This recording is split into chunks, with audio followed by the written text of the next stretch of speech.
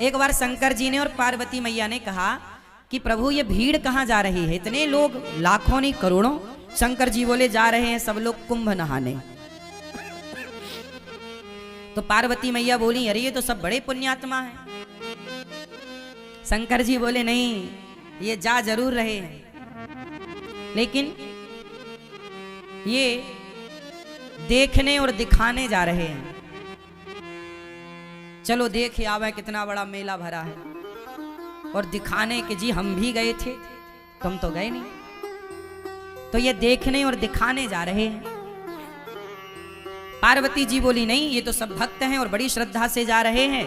प्रभु इन सबको दर्शन दो, जितने भी कुंभ नहा रहे हैं सब पर कृपा करो, सब अच्छे लोग हैं। शंकर जी बोले चलो पार्वती जी आप कह रही हो तो हम चेक कर लेते हैं कि इनमें से कितने लोग कुंभ नहाने आए हैं, कितने लोग पवित्र विचारों से आए हैं, चेक करते हैं। तो जहां से सारे लोग आ रहे थे तो उसी रास्ते पर शंकर और पार्वती एक बुढ़ा बुढ़ी बन करके शंकर जी एक गड्ढे में गिर गए। गड्ढा था गंदा शहर का, वहां पे मलमूत्र इकट्ठा होता था, तो वो गड्ढे में गिर गए। अब गड्ढे में गिरे हैं और गंदगी लगी है शरीर पर। माता पार्वती बूढ़ी सी बन गई, ओ जो गुजरते जाएं, ओ बहन, ओ मैया, ओ भैया हमारे पति गिर गए हैं, थोड़ा बचा लो, हमारे पति की मदद करो, हमारे पति की मदद करो, देखो उन्हें बड़ा कष्ट है, बड़ी भूख लगी है और वो ठंडे में सिकुड़ रहे हैं और वो कष्ट पा रहे हैं, गड्ढे में हमसे निकल नहीं रहे हैं, आप जरा मदद करो। तो लोग बोले अरे हमारे गंगा नहाने का टाइम हो रहा है, हम गंगा नहाने जा रहे हैं। हाँ, ये सब क्या गंदगी मचा रखी तुमने। शंकर जी पार्वती जी से बोले देख लो ये गंगा नहा रहे हैं, किसी की मदद कर नहीं रहे हैं और गंगा नहा रहे हैं। पार्वती जी बोली प्रभु कोई तो आएगा। हाँ हाँ कोई आएगा, सबसे कहो। अब पार्वती जी सबसे कह रही हैं भैया हमारे पति जरा कष्ट में हैं, जरा गिर गए हैं, जरा उठाओ, जरा इनकी दवाई कराओ, जरा इनका ख्याल रख लो, हमसे भी चला नहीं जा रहा है। सारे लोग बोले हम तो गंगा नहाने आए हैं, गंगा नहाएंगे, कहाँ तुम फंसा रहे हो, चलो। एक नौजवान लड़का आया, पार्वती मैया बोली भैया हमारे पति को जरा निकालो, गिर गए हैं। बोला हाँ हाँ चलो निकालते। वो आया शंकर जी की मदद करने। शंकर जी की जब मदद करने आया तो शंकर जी बोले भैया यदि तुम हमें निकालने के लिए इस गड्ढे में आओगे तो हम तो निकल जाएंगे, पर तुम फंस जाओगे। तो वो नौजवान बोला अच्छा हम फंस जाएंगे? हाँ फंस जाओगे। तो बोला अच्छा एक काम करो फिर तुम ही फंसे रहो, हम जा रहे हैं। वो नौजवान वहां से चला गया। कौन फंसे? पार्वती जी देखती रही, कोई नहीं आया। आखिरी में कोई एक सज्जन आए, एक सदगृहस्थ आए, पति पत्नी। जब पति पत्नी आए तो उनसे कहा पार्वती मैया ने कि मेरे पति फंसे पड़े हैं दलदल में, जरा बचाओ। वो गृहस्थ पति बोला, पुरुष बोला कि जी अभी मैं बचाता हूं। शंकर जी बोले कि यदि तुम यहां हमें बचाने आओगे तुम फंस जाओगे। तब उस आदमी ने कहा कि महाराज मैं भले फंस जाऊं, मुझे भले कष्ट हो, पर आपको कष्ट ना हो। मैं फंसूं तो फंसूं, आप ना फंसे, मैं कष्ट उठाऊं तो उठाऊं, आप ना उठाएं। ये कहकर के वो आदमी उस गड्ढे में कूदा, शंकर जी को कंधे पर बिठाया, जोर लगाया, उठाया, बाहर किया। और जब बाहर किया तो शंकर जी ने भी उसे बाहर किया। और जब बाहर किया तो भगवान शिव ने पार्वती जी से कहा देखो इस पूरे कुंभ में केवल ये आदमी कुंभ नहाने आया है, ये परिवार कुंभ नहाने आया। हम लोग किसी की मदद नहीं कर रहे हैं, किसी की हेल्प नहीं कर रहे हैं। किसी की मदद करना यही तो सबसे बड़ा स्नान है। ना जाने किस रूप में नारायण मिल जाएं। कोई आपसे कहे कि भैया हमारी थोड़ी मदद कर दो, तो वो भगवान के रूप में ही तो आपसे मदद मांग रहे थे, आपकी परीक्षा लेने के लिए। इसलिए ये बात केवल मैं कुंभ के लिए नहीं बोल रहा हूँ, कहीं भी जाओ, घर पे भी रहो, गांव में भी रहो, गली में भी रहो, अपने शहर में भी रहो, तो सबकी मदद करो। शंकर जी बोले कि तुम फंस जाओगे इस गड्ढे में। बोले फंस जाऊं कोई बात नहीं, जो स्वयं दुखी होकर औरों का दुख दूर करता है वही सबसे बड़ा भक्त है। शंकर जी ने कहा तुम थोड़ी दुखी हो गए। शंकर जी ने उसे दर्शन दिया, और दर्शन क्या दिया, शंकर पार्वती उसे अपने साथ ले गए, चलो वहीं आनंद से रहना। तो ये है दर्शन। अब हम लोग क्या करते हैं, कहीं भोजन बट रहा है, प्रसाद बट रहा है, तो हम स्वयं आगे होकर के अपना लेते हैं और दूसरे की थाली में धक्का लगे तो लगे, उसका गिरे तो गिरे, हमें मिलना चाहिए। मोर पेट हाहू मैं ना देहो काहू। आदमी ये नहीं चाह रहा है कि पहले तुम ले लो, नहीं नहीं, पहले हम। और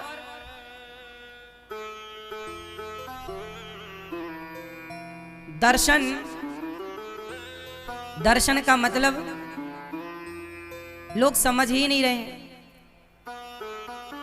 धाम में आओ ना, प्रयाग जी में आओ, वृंदावन आओ, यमुना जी आओ, अयोध्या जी जाओ, जहां भी जाओ वहां क्या करना चाहिए।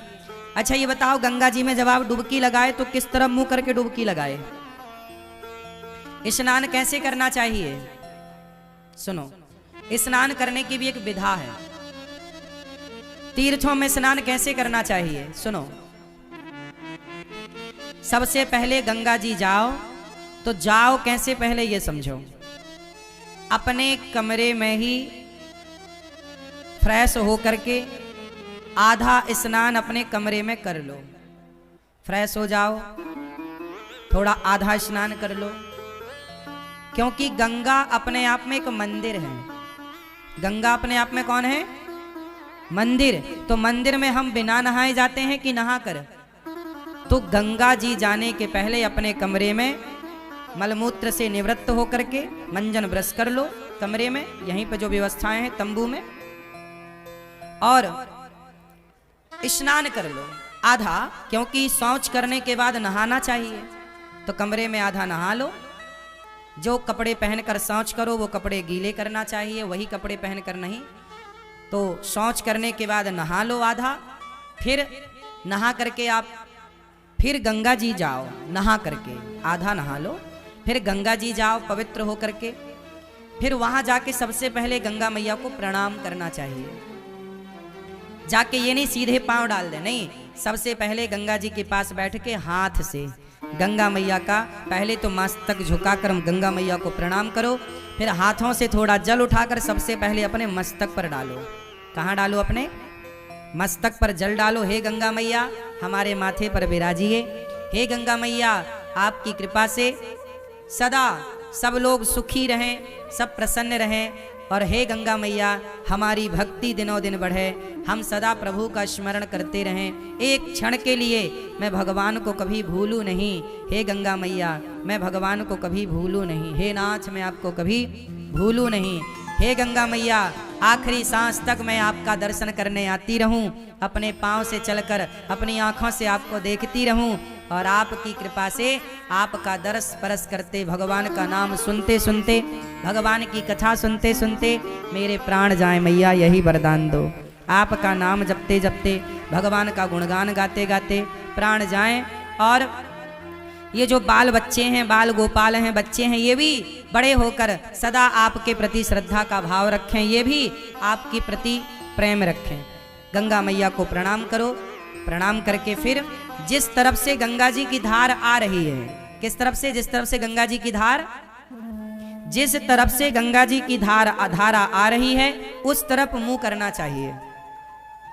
जिस तरफ गंगा जी की धारा, जैसे धारा इस तरफ से आ रही है, बहकर इस तरफ जा रही है, तो जिस तरफ धारा आ रही है उस तरफ मुंह करके और फिर गंगा मैया को प्रणाम करते हुए स्नान करना चाहिए, डुबकी लगानी चाहिए। और डुबकी कैसे लगानी चाहिए? पहली डुबकी अपने माता के लिए कि ये डुबकी का पुण्य मेरी माँ को मिले जिसने मुझे धरती पर भेजा है। दूसरी डुबकी अपने पिता के लिए, तीसरी डुबकी अपने पूर्वजों के लिए, चौथी डुबकी अपने बच्चों के लिए कि बच्चे इसका पुण्य पाएं, और पांचवी डुबकी अपने लिए।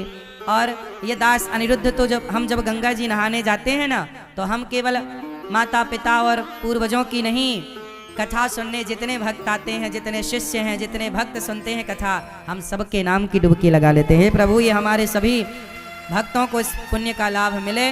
और गंगा मैया जो नहीं आ पाए उन भक्तों की भी एक डुबकी ये दास अनिरुद्ध लगा लेता है कि जो भक्त गौरी गोपाल से जुड़े, जो रामानुज परिवार से जुड़े हैं, जो श्री संप्रदाय से जुड़े हैं, जो जाने अनजाने में टीवी पर भी भागवत सुन लेते हैं, यूट्यूब पर भी भागवत सुनते हैं, जो गौरी गोपाल भगवान के प्रति थोड़ी सी भी आस्था रखते हैं, उन सबके लिए ये दास अनिरुद्ध डुबकी लगाता है। और जो लोग दास अनिरुद्ध को गाली देते हैं, उल्टा सीधा कहते हैं, उनके नाम की भी एक डुबकी लगा लेते हैं कि उनको भी भगवान सद्बुद्धि दें। गंगा मैया उनका भी पुण्य बढ़ाएं, उनकी भी शक्ति बढ़ाएं ताकि वो सदा गाली देते रहें।